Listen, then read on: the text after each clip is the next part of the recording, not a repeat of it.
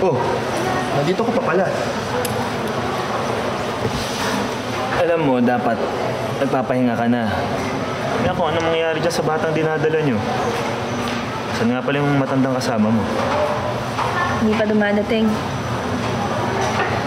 Hinahanap yung ama nito. At saka alam mo, kung pauuwiin mo pa ako, baka naman lalo may mangyari sa akin. Kung hindi man natuloy yung labor ko ngayon, baka naman bukas matuluyan na.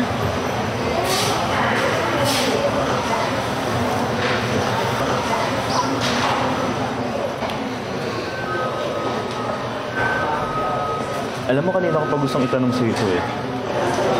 Pero, sungit mo kasi. Sobrang pamilyar yung mukha mo. Kamukha mo yung isang vocalist na pinapanood namin lagi dun sa isang bar. Sobrang kamukha mo. Nakakaalo yun sobra. Galing mag-perform. Eto ba yung babae na kung maglagay ng borlolo, kala mo si Jolina. Yung parang kinakain yung boses. Yung mahiling magpaikot-ikot ng ulo. Tama, siya nga. Yung kahit kumakanta, nguya ng chewing gum. Tapos parang kabayo kasi padyak ng padyak.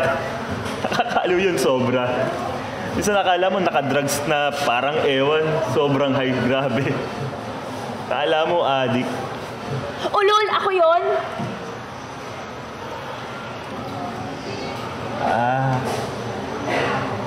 Ikaw pala yun?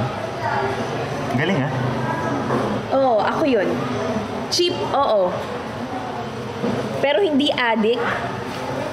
Yung mga doktor palang katulad mo, no? Nagiging cheap din.